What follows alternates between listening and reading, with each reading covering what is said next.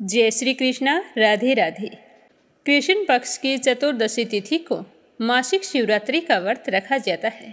मासिक शिवरात्रि का व्रत भगवान शिव की कृपा प्राप्त करने के लिए बहुत ही प्रभावशाली व्रत माना गया है। इस व्रत का विशेष महत्व यह होता है कि इसको विधि पूर्वक करने से भक्तों की सभी मनोकामनाएं पूर्ण होती हैं।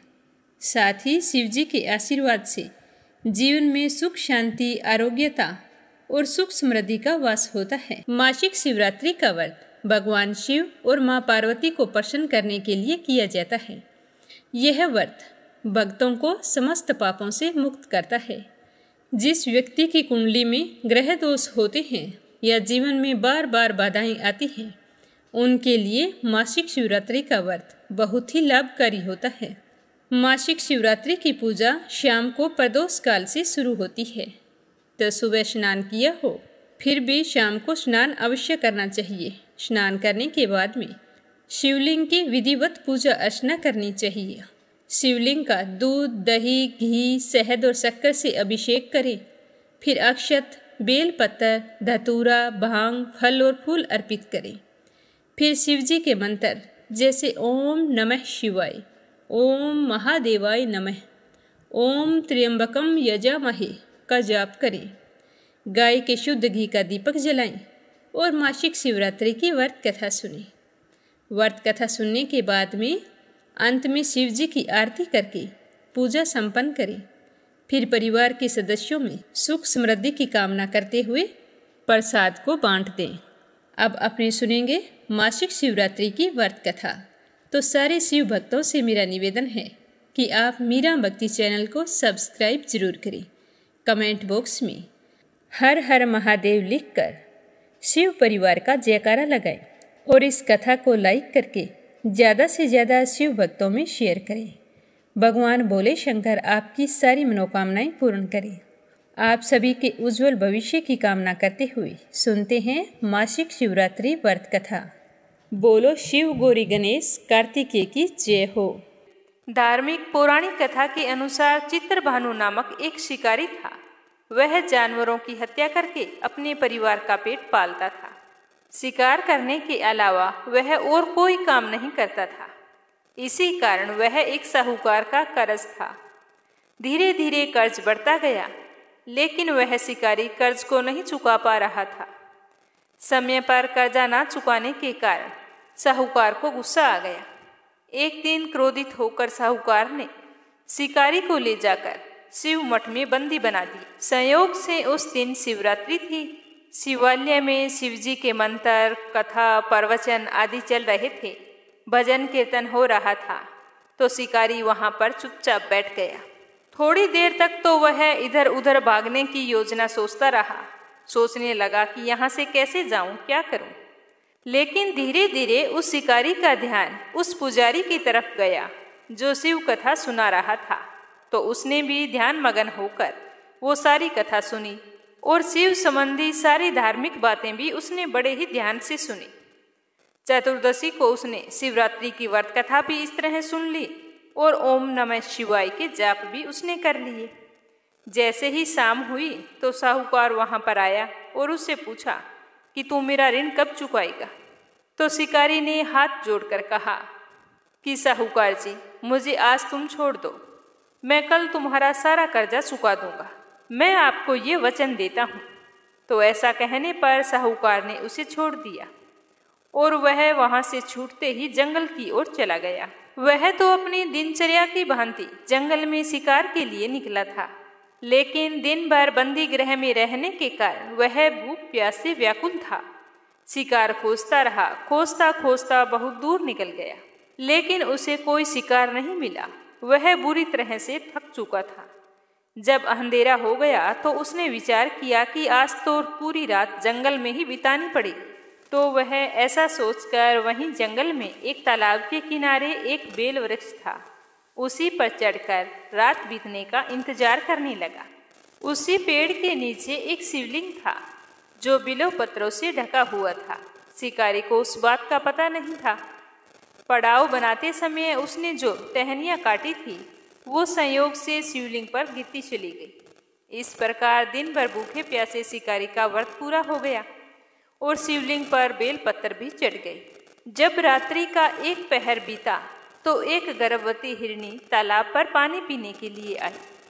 जैसे ही उसके पानी पीने की आवाज़ हुई तो शिकारी ने धनुष पर तीर चढ़ाकर ज्यों ही प्रत्यंचा खींची तो हिरनी बोली कि हे शिकारी, मैं गर्भवती हूँ, मुझ पर तीर मत चलाना। तुम एक साथ 2 जीवों की हत्या कर दोगे, जो ठीक नहीं है। मैं अपने बच्चे को जन्म देकर बहुत ही जल्द तुम्हारे पास आऊँगी, तब मुझे मार देना। इस तरह वह गिड़गिड़ाने लगी तो शिकारी ने प्रत्यंचा ढीली कर दी और हिरनी जंगली झाड़ियों में लुप्त हो गई। प्रत्यंचा चढ़ाने तथा ढीली करने से उस समय भी कुछ बेल पत्थर टूटकर शिवलिंग पर जा गिरे। इस तरह अनजाने में ही उसके प्रथम पहर की पूजा भी हो गई। थोड़ी ही देर बाद एक हिरनी वहां पर और आ गई तो उसे देखकर शिकारी बहुत ही खुश हुआ। जैसे ही वो नज़दीक आई तो उसने फिर धनुष पर बाण चढ़ाया। तब उसे देखकर हिरनी ने बड़ी ही विनम्रतापूर्वक निवेदन किया कि हे शिकारी, मैं थोड़ी देर पहले ऋतु से निवृत्त हुई हूँ, कामातुर विरहिणी हूँ, अपने प्रिय की खोज में भटक रही हूँ। मैं अपने पति से मिलकर शीघ्र ही तुम्हारे पास आ जाऊंगी। तुम मुझे छोड़ दो, मैं तुम्हें वचन देती हूँ कि मैं तुम्हारे पास आऊंगी। तो शिकारी ने उसे भी जाने दिया। 2 बार शिकार को खोकर उसका माथा ठनका। वह चिंता में पड़ गया कि आज क्या बात हो गई मुझे, जो मैं इसे इस तरह हाथ में आए हुए शिकार को जाने दे रहा हूँ। इसी तरह रात्रि का आखिरी पहर बीत रहा था तो शिकारी ने सोचा कि अब की बार कोई भी शिकार आए मैं उसे जाने नहीं दूंगा। इस तरह शिकारी के 2 पहर की पूजा बड़ी ही विधि पूर्वक संपन्न हो गई थी। तभी तीसरा पहर बीतने वाला था कि एक अन्य हिरनी अपने बच्चों के साथ वहां से निकली। शिकारी के लिए तो यह तो बहुत ही सुनहरा अवसर था, तो उसने जल्दी से धनुष पर तीर चढ़ाया और वह तीर छोड़ने ही वाला था कि हिरनी देखकर बोली कि हे शिकारी, मैं इन बच्चों को इनके पिता के हवाले करके लौट आऊंगी। इस समय तुम मुझे मत मारो, मैं तुम्हें वचन देती हूँ कि मैं लौट कर आऊंगी। तो हिरनी की बात सुनकर शिकारी हंसने लगा और बोला कि सामने आए शिकार को छोड़ दो, मैं ऐसा मूर्ख नहीं हूँ। मैं तुमसे पहले भी 2 बार अपना शिकार खो चुका हूँ। मेरे भी तो बच्चे हैं, वो भी भूख प्यास से व्याकुल हो रहे होंगे। तो शिकारी की बात सुनकर हिरनी ने कहा कि जैसे तुम्हें अपने बच्चों की ममता सता रही है, ठीक वैसे ही मुझे भी सता रही है। हे शिकारी, मेरा विश्वास करो, मैं अपने बच्चों को इनके पिता के पास छोड़कर तुरंत लौट आऊंगी। मैं ऐसी प्रतिज्ञा करती हूँ, तुम मेरा विश्वास करो। तो इस तरह हिरनी का दुख भरा स्वर सुनकर शिकारी को आज ना जाने क्यों फिर से दया आ गई, तो उसने उस हिरनी को भी जाने दिया। शिकार के अभाव में तथा भूख प्यास से व्याकुल शिकारी अनजाने में ही बेल वृक्ष पर पूरी रात बैठा रहा। बेल पत्थर तोड़ तोड़ कर नीचे फेंकता रहा। पो फटने को हुई तो एक मोटा तकड़ा हिरण उसी रास्ते पर आ गया।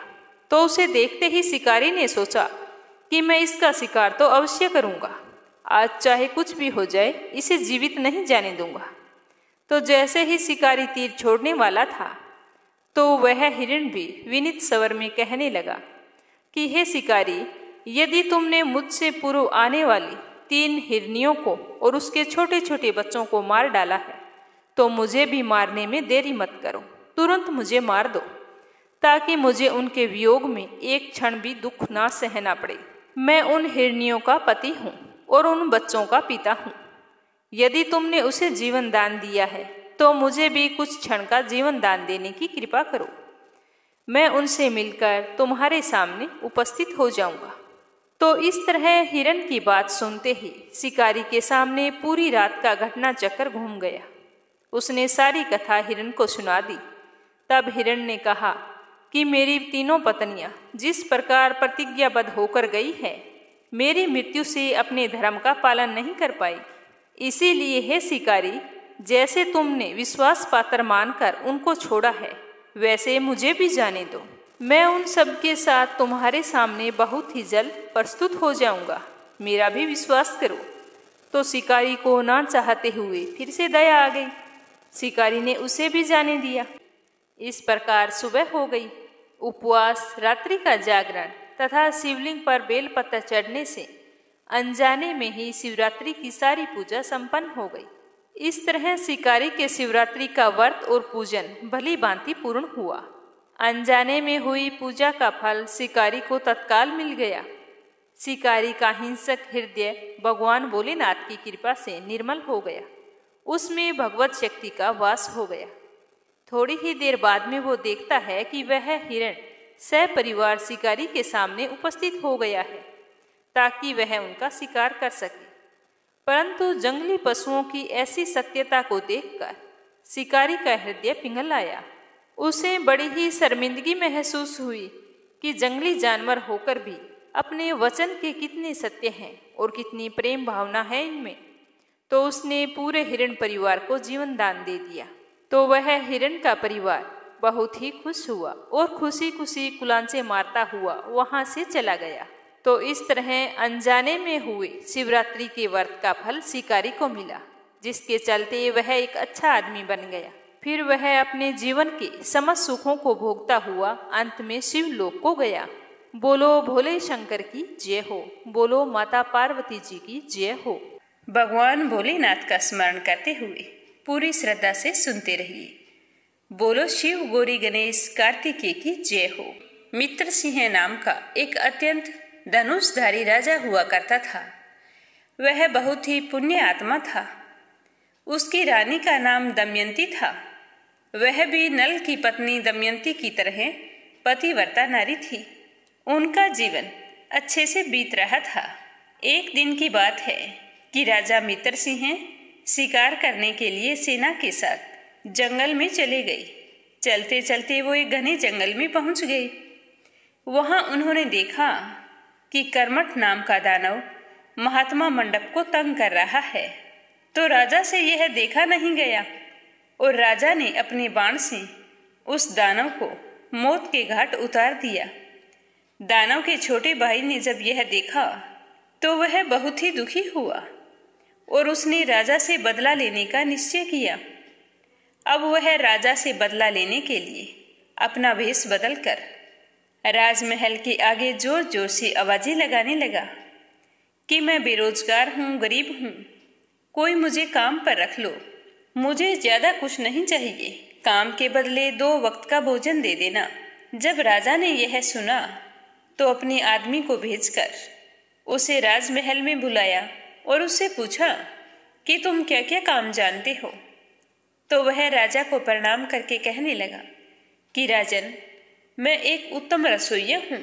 मुझे तरह तरह के स्वादिष्ट व्यंजन बनाने आते हैं।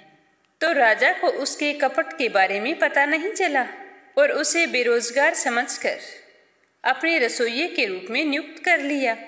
अब वह रसोइये के भेष में आया हुआ दानव राजा के लिए भोजन बनाने लगा। भोजन वाकई स्वादिष्ट बनाता था तो राजा उसकी तारीफ करते हुए नहीं थकते थे। इस तरह कई महीनों बीत गए। एक दिन गुरु जयंती का पर्व आया तो राजा ने अपने गुरु वशिष्ठ जी को निमंत्रण भेजा। गुरुदेव नियत समय पर राजा के यहाँ पहुँच गए। तो वशिष्ठ जी को आया देखकर उस रसोइये ने सोचा कि इससे अच्छा अवसर तो मुझे फिर कभी नहीं मिलेगा। तो रसोइये ने जानबूझकर साग के अंदर मांस मिलाकर भोजन तैयार कर दिया और उसी भोजन को गुरु वशिष्ठ जी के आगे परोस दिया। गुरुदेव उस साग को देखकर ही समझ गए कि इसमें मांस मिला हुआ है। तो वो बहुत ही क्रोधित हुए और राजा से कहने लगे कि हे पापी दुष्ट राजा, मुझे तुमसे यह उम्मीद नहीं थी। तुमने मुझे यहाँ बुलाकर मेरा अपमान किया है। तो राजा तो इस बात से अनजान थे। राजा हाथ जोड़कर कहने लगे कि हे गुरुदेव, मुझसे क्या गलती हो गई? आप क्या कह रहे हैं? मेरी तो कुछ समझ में नहीं आ रहा है। तो गुरुदेव ने कहा कि हे राजन, ये देख, जो मुझे साग परोसा गया है उसके अंदर मांस मिला हुआ है। क्या तुम्हें इस बात के बारे में पता नहीं है? तूने बहुत ही नीच कर्म किया है और तुम्हारे कर्मों की सजा तुम्हें अवश्य मिलेगी। मैं तुझे श्राप देता हूँ कि तू अभी दानव बन जा। श्राप देने के बाद मुनि वशिष्ठ जी सोचने लगे कि इसमें राजा को तो कोई दोष नहीं था, यह तो कपटी रसोइये का अपराध है। मुझसे यह क्या हो गया? मैंने क्रोध के चलते राजा को श्राप दे दिया। गुरुदेव का श्राप सुनकर राजा तो बहुत ही दुखी हुए। वे गुरु वशिष्ठ जी से कुछ नहीं बोले, चुपचाप नीचे मुख करके हाथ जोड़कर गुरुदेव की बातें सुनते रहे। तो गुरुदेव ने कहा कि हे राजन, मुझसे भारी भूल हो गई है। ये गलती तो तुम्हारे रसोइये की है। तुमने सोच समझकर रसोइये की नियुक्ति नहीं की। यह तो एक दैत्य है और इसका तो यही कार्य है। तो राजा ने कहा कि हे गुरुदेव, मुझे इसके बारे में कुछ भी पता नहीं है। यह तो एक बड़ा ही लाचार और बेबस होकर काम के लिए आवाजें लगा रहा था, तो मुझे इस पर दया आ गई और मैंने इसे रसोइये के कार्य के लिए नियुक्त कर दिया। तो सच्चाई जानकर गुरुदेव को अपने श्राप पर बड़ा ही पश्चाताप होने लगा, पर अब क्या हो सकता था। काफी सोच विचार करने के बाद में गुरुदेव ने राजा से कहा कि हे राजन, यह दैत्य है और दैत्य का तो यही कार्य होता है, पर अब मेरे लाख चाहने पर भी यह श्राप हट तो नहीं सकता, परंतु तुम्हें 12 वर्ष तक राक्षस की योनि में रहना पड़ेगा। इतना कहकर गुरु वशिष्ठ वहां से चले गए और गुरुदेव के श्राप के अनुसार राजा एक बड़ा भारी राक्षस बनकर वन में चला गया और वहां जाकर जीवों को मार मार कर खाने लगा। एक दिन वह घूमते हुए एक आश्रम में जा पहुंचा। उसने वहां एक मुनि को देखा। वह मुनि अभी तरुण अवस्था में थे। तो उस मुनि को देखते ही दैत्य बने राजा उस मुनि को पकड़ने के लिए दौड़े। तो मुनि की पत्नी तरुणी ने उसे देख लिया कि उसके पति को एक विशालकाय राक्षस ने खाने के लिए पकड़ रखा है। तो मुनि की पत्नी हाथ जोड़कर नम्रतापूर्वक कहने लगी कि आप इन्हें छोड़ दीजिए, इनकी जगह आप मुझे पकड़ लो। परंतु उस राक्षस बने राजा ने तरुणी की एक बात भी नहीं सुनी। वह बेचारी बुरी तरह विलाप करती रही। पर राक्षस बने राजा ने तरुण मुनि को बड़ी ही बेरहमी से फाड़कर उसे अपना आहार बना लिया और उसकी हड्डियों को इधर उधर फेंककर जंगल में चला गया। तो मुनि की पत्नी यह देखकर बहुत ही दुखी हुई। बुरी तरह से करुण विलाप करते हुए मुनि की हड्डियों को चुनने लगी। जब सारी हड्डियां इकट्ठी हो गई तो उनकी चिता बनाई और फिर बड़े ही दुखी हृदय से विकराल राक्षस को श्राप देती हुई कहने लगी कि हे नीच राक्षस, तूने मेरे पति को मारकर मेरा सुख चैन नष्ट किया है। अतः तू जब भी किसी स्त्री के साथ संभोग करेगा तो उसी समय तेरी मृत्यु हो जाएगी। अब राक्षस को श्राप देकर मुनि की पत्नी अपने पति की अस्थियों के साथ सती हो गई और राक्षस बने राजा उसी तरह जंगल में विचरते रहे, वन्य जीवों को मारकर खाते रहे। जब गुरु वशिष्ठ मुनि के श्राप के अनुसार 12 वर्ष पूरे हुए तो राजा का श्राप पूरा हो गया। 12 वर्ष पूरे होते ही राजा को अपना पहला शरीर प्राप्त हो गया। अपने शरीर को पुनः पाकर राजा बहुत ही खुश हुए और बड़ी ही खुशी से अपने महल की ओर चल पड़े। जैसे ही महल में पहुंचे तो रानी राजा को देखकर बहुत ही खुश हुई, पर राजा ना तो खुश थे और ना ही दुखी थे। तो रानी पूछने लगी कि हे राजन, आप इतने वर्षों बाद आए हैं, फिर भी आपके चेहरे पर कोई खुशी नहीं है। तो रानी की बात सुनकर राजा कहने लगे कि हे रानी, मेरे राक्षस बनने तक की कहानी तो तुम्हें पता है, पर उससे बड़ा भी अनर्थ उस समय हुआ जब मैं राक्षस के रूप में एक मुनि को खा गया। उसकी पत्नी बार बार विलाप करती रही, परंतु मुझ पर उसकी बातों का कोई असर नहीं हुआ और मैं उसके पति को बड़ी ही बेरहमी से फाड़कर खा गया। अपने पति की इस तरह दर्दनाक मृत्यु को देखकर मुनि की पत्नी बहुत ही दुखी हुई और उसने मुझे श्राप दे दिया है। उसी श्राप के चलते जब भी मैं संभोग करूँगा उसी समय मेरी मृत्यु हो जाएगी। तो रानी श्राप के बारे में सुनकर बहुत ही व्याकुल हुई, पर अपनी इच्छा को दबाते हुए कभी भी राजा को अपने पास नहीं आने देती थी। इसी तरह समय बीतता गया। राजा बहुत ही उदास रहते थे क्योंकि उनके कोई संतान नहीं थी और संतान होने का कोई भी उपाय नजर नहीं आ रहा था। तो अपने इस भयंकर दुख से दुखी हुए राजा एक दिन महल छोड़कर निकल पड़े और वन में चले गए। तो वन में एक दिन राजा ने एक भयानक रूप वाली राक्षसी को देखा। उसे देखकर राजा डर गए और उससे बचने के लिए राजा बहुत से तीर्थों पर गए। वहां जाकर व्रत और तप किए, पर हर समय अपनी पत्नी और संतान के लिए व्याकुल रहने लगे। एक दिन राजा को एक पवित्र आत्मा ऋषि मिले। तो उन ऋषि को देखते ही राजा ने उनके चरणों में नतमस्तक होकर प्रणाम किया। उन ऋषि का नाम गौतम था। गौतम ऋषि राजा को देखते ही सब कुछ समझ गए थे। फिर भी राजा से पूछने लगे कि बेटा, तुम इस तरह उदास क्यों रहते हो? तो राजा ने हाथ जोड़कर आंखों में आंसू भरकर गौतम ऋषि को अपनी सारी व्यथा कह सुनाई और कहा कि हे ऋषिवर, मैंने अपने जीवन में कभी भी कोई बुरे कर्म नहीं किए हैं, फिर भी मुझे पहले राक्षस होने का श्राप मिला। उसके बाद राक्षस की योनि में मैंने वही कार्य किया जो एक राक्षस करता है। तो मुझसे जाने अनजाने गलतियां होती गई और आज मैं इस हाल में पहुंच गया हूँ। हे मुनिवर, आप तो सब कुछ जानने वाले हैं। आप कारण जानते हैं तो निवारण भी अवश्य ही जानते होंगे। हे मुनि श्रेष्ठ, आप मुझ पर रहम कीजिए और मुझे इस श्राप से मुक्ति का कोई उपाय बताइए। तो राजा की बात सुनकर गौतम मुनि को उस पर दया आ गई। तो गौतम मुनि कहने लगे कि हे राजन, तुम यहाँ से पश्चिम दिशा में जाओ और वहाँ गोकर्ण नाम का तीर्थ है और वहीं पर महाबल नाम का शिवजी का ज्योतिर्लिंग है। उस तीर्थ में जाकर स्नान करो और पूरे सच्चे मन से शिवजी की पूजा करो। अगर ऐसा करोगे तो तुम ब्रह्म हत्या से छूट जाओगे। तो गौतम ऋषि की बात सुनकर राजा बहुत ही प्रसन्न हुए और ऋषि को प्रणाम करके गोकर्ण तीर्थ की ओर चल पड़े।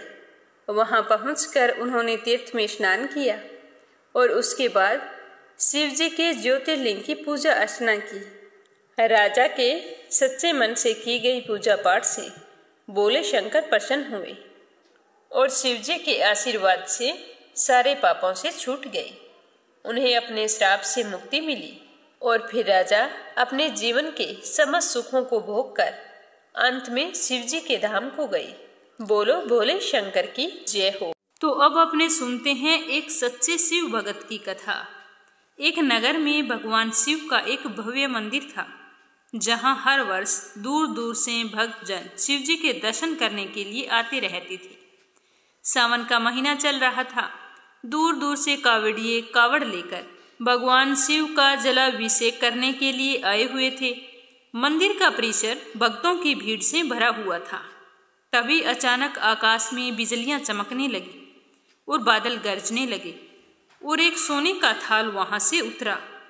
उसी के साथ एक भविष्यवाणी भी हुई कि जो कोई भगवान शंकर का सच्चा भक्त होगा और प्रेमी होगा, उसी को यह थाल मिलेगा। तो वहां पर उपस्थित सभी लोगों ने यह भविष्यवाणी सुनी। धीरे धीरे सभी लोग इकट्ठे हो गए।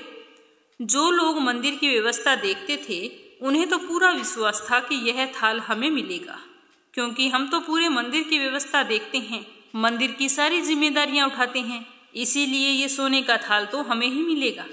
इसीलिए वे तो सबसे आगे जाकर खड़े हो गए।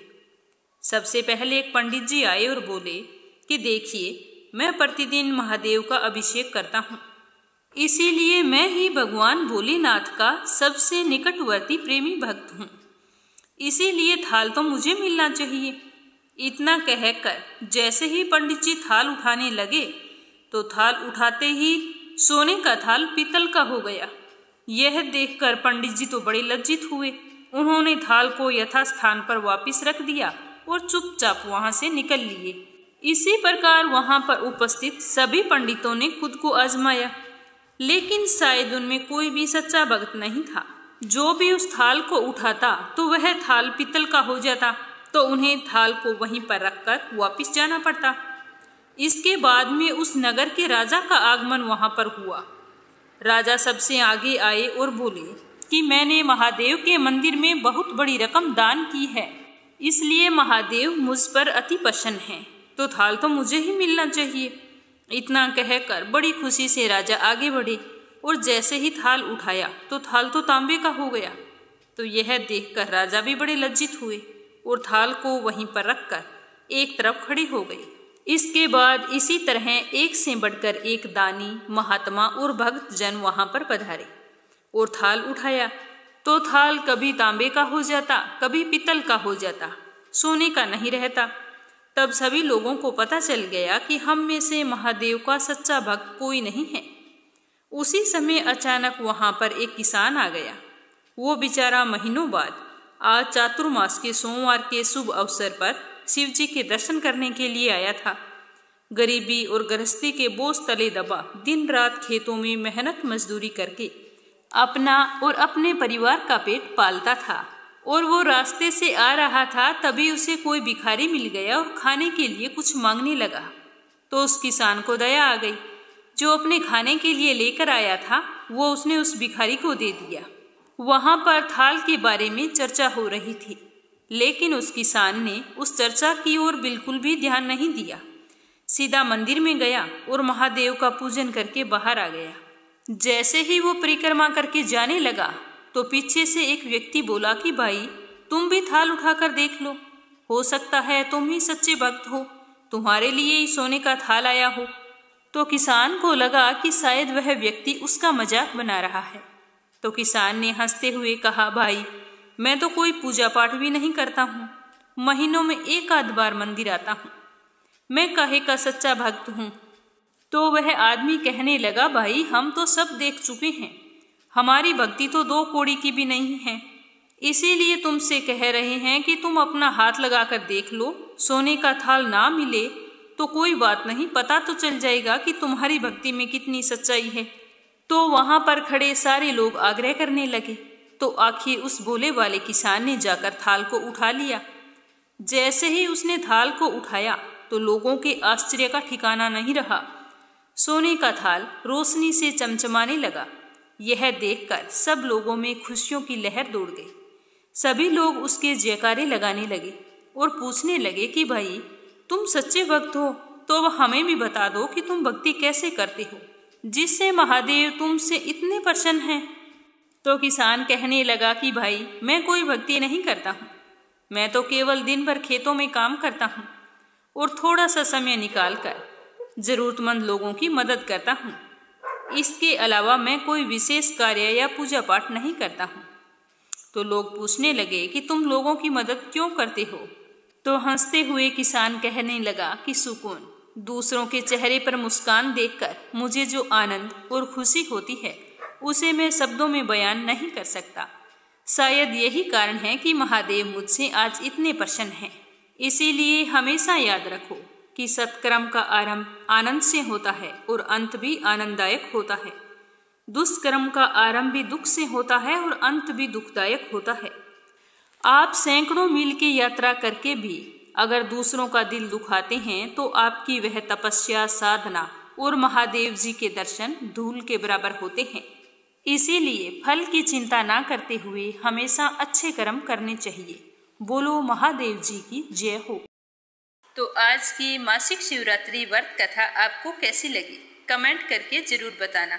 शिव गौरी आपकी सारी मनोकामनाएं पूर्ण करे। जय श्री कृष्णा। राधे राधे।